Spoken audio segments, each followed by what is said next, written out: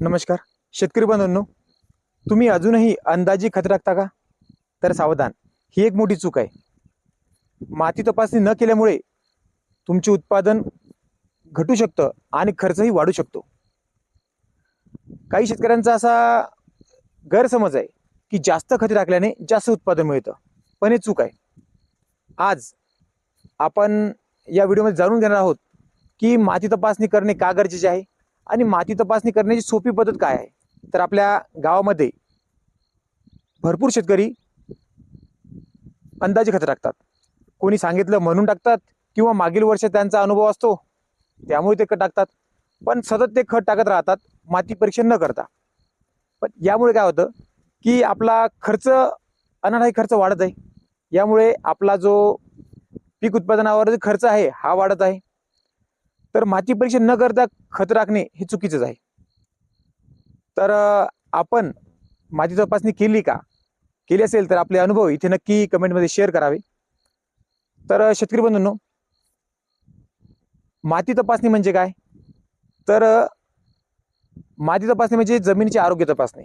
जसं डॉक्टरकडे जाऊन आपण आपल्या आरोग्याची तपासणी करतो, तसेच जमिनीची तपासणी करणे गरजेचे असते. माती तपासणी केल्यामुळे आपल्याला किती खत टाकायचे ते कळतं.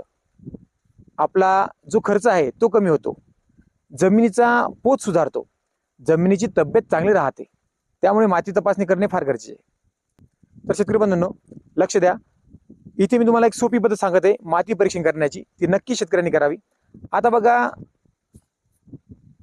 तर आता हा मार्च महिना संपत आलेला आहे आणि आता एप्रिल मे महिना हा माती परीक्षण करण्याचा अगदी योग्य महिना असतो.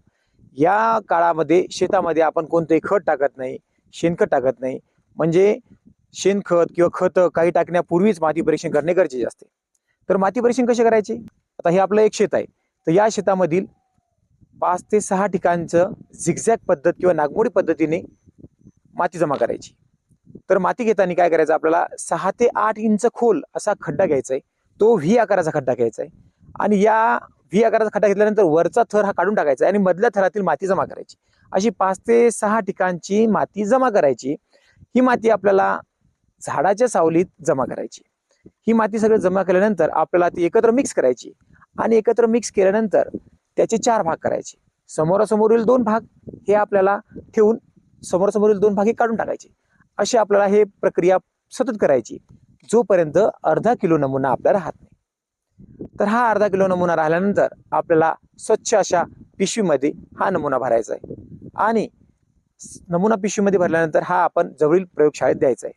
प्रयोगशाळेत नमुना दिल्यानंतर तिथे माती तपासणी होऊन आपल्याला सॉइल हेल्थ कार्ड म्हणजेच आपल्याला माती परीक्षणाचा रिपोर्ट मिळतो. तर या रिपोर्टमध्ये काय आहे? या रिपोर्टमध्ये तुम्हाला मिळते की आपल्या जमिनीचा पीएच किती आहे, जमिनीमध्ये नत्र, स्फुरद, पालाश आणि सूक्ष्म अन्नद्रव्ये याचं प्रमाण किती आहे, आपल्या जमिनीत कर्ब किती आहे. तर असा सर्व जो घटक आहे हे याची माहिती आपल्याला माती परीक्षण केल्यानेच मिळते. तर यामुळे काय होतं की आपण जे पुढे आपल्या जमिनीत किती खताची आवश्यकता हे आपल्याला कळल्यानंतर आपण त्यानुसार नियोजन करतो. त्यामुळे आपला जो अतिरिक्त खर्च होणार आहे खतावरील तो वाचतो.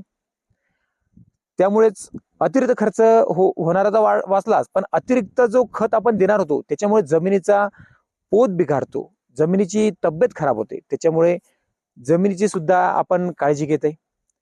तर शेतकरी बंधूंनो, तर माती परीक्षण आपण दर 2 ते 3 वर्षांनी नक्की करावी. तर माती परीक्षण करताना आपण यापूर्वी सांगितलेले आहे, आपले व्हिडिओ पण आहेत व्यवस्थित, त्याच्यामध्ये सगळी माहिती दिलेली आहे. तर शेतकरी बंधूंनो, माती परीक्षण करताना आपण काही ठराविक जागेची माती परीक्षण साठी माती घेऊ नये. ती म्हणजे झाडाखालील माती असेल, जिथे गुरे जनावर बांधतो ती माती असेल, किंवा कुठं ओल असेल म्हणजे ओलिताची काही चिखलाची माती असेल तिथली माती टाळायची. तर हे नमुना घ्यायचे नाही. तर शेतकरी बंधूंनो, आपण माती नमुना घेताना जर आपलं फळबाग असेल तर 60 सेंटीमीटर खोलीपर्यंत आपण खड्डा घेऊन तिथली माती जमा करायची. माती काढता वेळेस आपण लाकडी खुटीचा वापर करायचा आहे, लाकडी साहित्याचा वापर करायचा आहे. तर अशा प्रकारे आपण माती नमुना काढायचा आहे. माती नमुना काढल्यानंतर आपल्या खर्चात नक्कीच बचत होणार आहे. शेतकऱ्यांची खरी ताकद म्हणजे ते जमीन. म्हणून मातीचे आरोग्य चांगले राहावे यासाठी माती परीक्षण करा. अंदाजे खते टाकू नका. त्यामुळे आपली जमीन खराब होते, उत्पादनात घट येते. माती तपासा, योग्य निर्णय घ्या. जर आपल्या मातीची काळजी आपण घेतली आणि माती जर आपली ताकदवर असली, माती जर तंदुरुस्त असली, तर आपलं उत्पादन नक्कीच वाढणार आहे. आपण कितीही खर्च केला आणि जर आपली जमीन जो मूळ गाभाचा आहे याच्याकडे जर आपण दुर्लक्ष केलं, तर आपण कितीही खर्च करून उत्पादन आपण वाढू शकणार नाही. उलट याच्यामध्ये आपलं नुकसानच होत आहे. त्यामुळे सर्वांनी आपल्या शेतातील मातीचे परीक्षण दर 2 ते 3 वर्षांनी नक्की करावे. हा व्हिडिओ आपल्या इतर शेतकरी बांधवांपर्यंत नक्की पोहोचवा आणि अतिरिक्त जो खताचा वापर आहे तो कमी करावा. तर सर्व शेतकरी बंधूंचे धन्यवाद.